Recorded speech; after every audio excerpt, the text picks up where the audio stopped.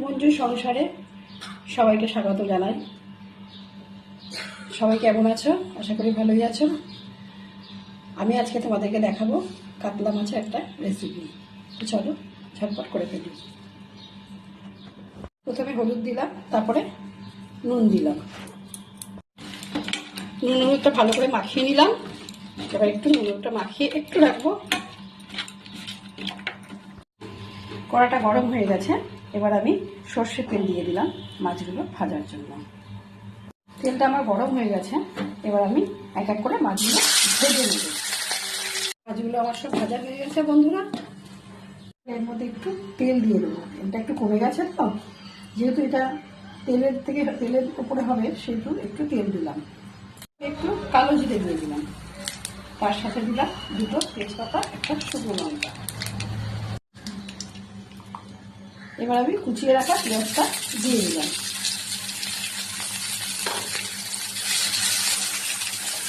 এবার পেঁয়াজটা একটু ভাজা ভাজা করবো, একটু নরম হবে পেঁয়াজটা, তারপরে মশলা দেবো।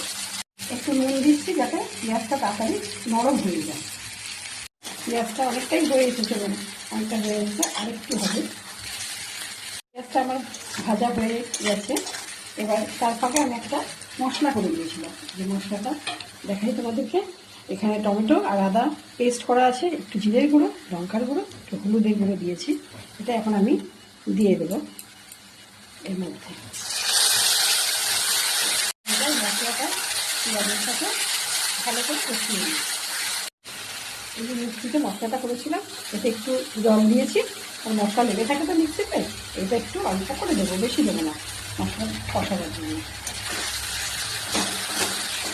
এবার এটা ভালো করে কষাতে হবে, নাহলে কাঁচা গন্ধটা যাবে না। আদা দেওয়া আছে, কাঁচা গন্ধটা যা।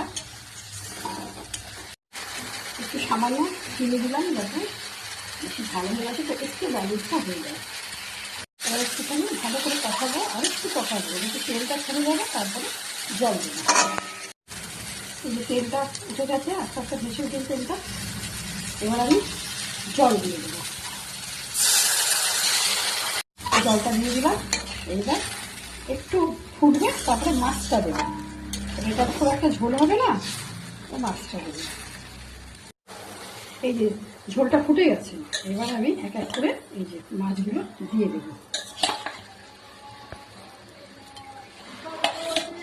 মাছগুলো আমার দেয়া হয়ে গেল। এবার মাছের সাথে, ঝোলের সাথে একটু মশলাটা ঢুকবে মাছের মধ্যে, একটু ঝোলটা ফুটবে। এতটা ঝোল তো রাখবো না, এই মাছে এতটা ঝোল ভালো লাগে না, ওই জন্য একটু ঝোলটা মরবে আর মাছের মধ্যে মশলাটা ঢুকবে, তারপরে নামবে। এই যে আমি একটু গরম মশলাটা দিয়ে দিলাম অল্প করে, বেশি কেন একটু ঝাল হয়ে গেছে, গরম মশলা দিয়ে একটু ঝাল হয়ে যাবে। গরম মশলাটা দিয়ে একটু নাড়িয়ে দিলাম। এবার এটা আস্তে আস্তে হতে থাকবে, আস্তে আস্তে মাছের মধ্যে মশলাটা ঢুকতে থাকবে, তারপরে নামাবো। এই যে এই ঝোলটুকু না নিজেও টেনে নেবে, আর ভাতের সাথে একটু লাগবে, যেহেতু একদম শুকনো খাওয়া যাবে না, ওই জন্য এই ঝোলটাই থাকবে। এবার নামিয়ে দেবো। আমার কাতলা মাছের রেসিপি, তো আমার কাতলা মাছের রেসিপিটা কেমন লাগলো অবশ্যই কমেন্ট করে জানাবেন।